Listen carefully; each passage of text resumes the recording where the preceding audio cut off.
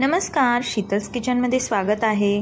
आज मी तुम्हाला डोश्याची रेसिपी दाखवणार आहे। अगदी योग्य प्रमाणात आणि अचूक होणारा डोसा आज मी तुम्हाला दाखवणार आहे। हे डोसे छोटे छोटे बनवून तुम्ही मुलांना टिफिनलाही देऊ शकतात। चला तर मग रेसिपीला सुरुवात करूया। या ठिकाणी आपल्याला 2 वाटी तांदूळ घ्यायचे आहे आणि 1 वाटी उडदाची डाळ घ्यायची आहे। हे स्वच्छ धुवून आपल्याला भिजत ठेवायचे आहे। 5 ते 7 तास भिजल्यानंतर आपल्याला हे मिक्सरला वाटून घ्यायचे आहे। त्यानंतर आपण हे रात्रभर ठेवून द्यायचे आहे। पीठ चांगले आंबल्यानंतर आपल्याला डोसे बनवायचे आहेत।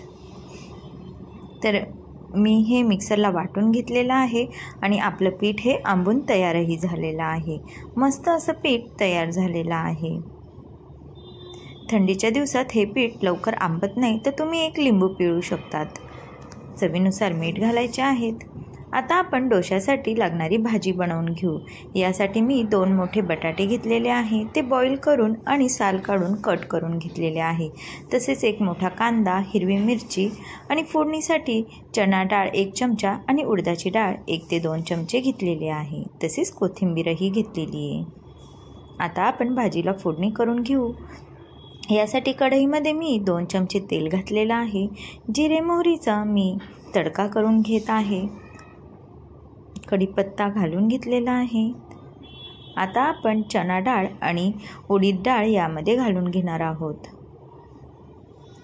ही छान आपल्याला तेलामध्ये भाजून घ्यायची आहेत। भाजीमध्ये चणा डाळ किंवा उडदाची डाळ दाताखाली आल्यावर खूप टेस्टी लागते आणि शक्यतो डोस्याच्या भाजीमध्ये चणा डाळ, उडीद डाळ ही घातलेली असते। हिरवी मिरची घातलेली आहेत। हिरवी मिरचीची तुम्ही पेस्ट करूनही घालू शकता।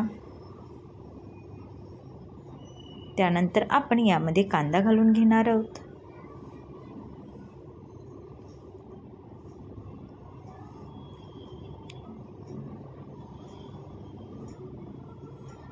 कांदा आपल्याला व्यवस्थित परतवून घ्यायचा आहे। थोडीशी कोथिंबीर घातलेली आहे।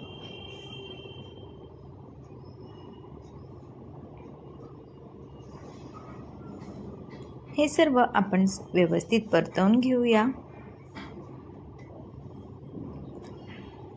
त्यानंतर आपण यामध्ये हळद घालणार आहोत आणि नंतर आपण यामध्ये बटाटा घालून घेणार आहोत।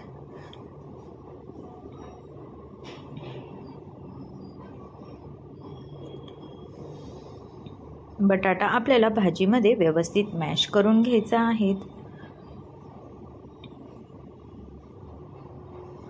चवीनुसार मीठ घालून घ्यायचे।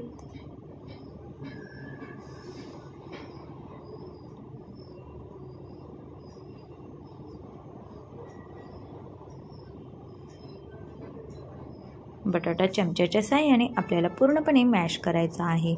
त्यामुळे मसाला हा व्यवस्थित एकजीव होतो आणि भाजी खायलाही टेस्टी लागते।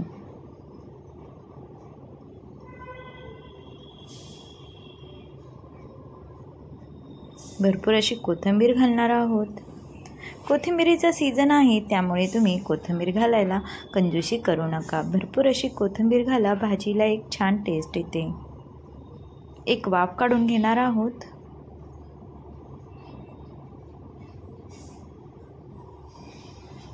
आपली भाजी ही तयार झालेली आहे। मस्त अशी वाफ काढून घेतलेली आहे आणि बटाटाही छान आपण मॅश करून घेतलेला आहे। पूर्णपणे एकजीव अशी झालेली आहे। आता आपण डोसे करून घेणार आहोत।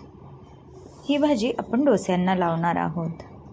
तुम्ही डोसा करायच्या आधी चिमूटभर आपण सोडा घालणार आहोत। खायचा सोडा यामध्ये मी घातलेला आहे।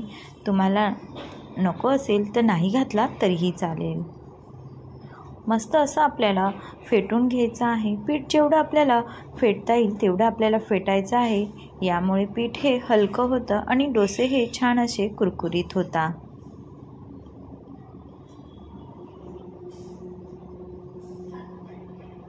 तव्याला मी तेल लावून घेतलेला आहे। तवा आपला मस्त असा गरम झालेला आहे। त्यानंतर आपण यावर पाण्याचा शिपका देणार आहोत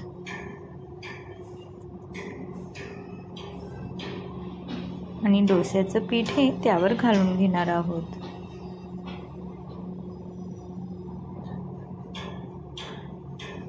अगदी हलक्या हाताने आपल्याला हा डोसा फिरवून घ्यायचा आहे.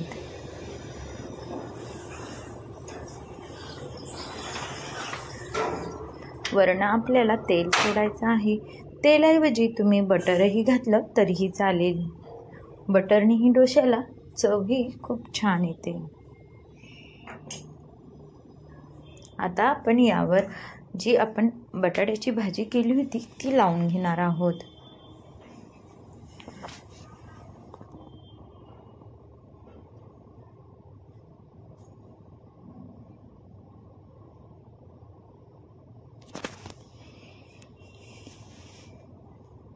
आपला डोसाही खालून छान भाजला गेला आहे आणि अगदी व्यवस्थितपणे तो निघत आहे.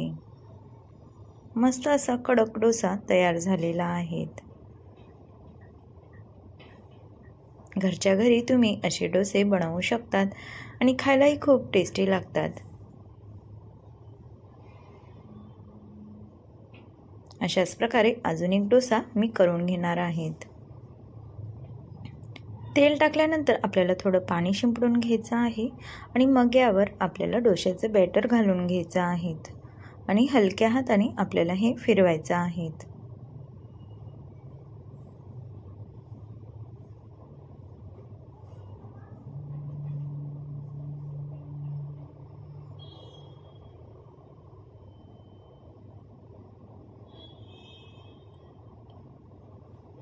हा ये डोसा आपला तयार झालेला आहे. मस्त असा कडक डोसा तयार झालेला आहे.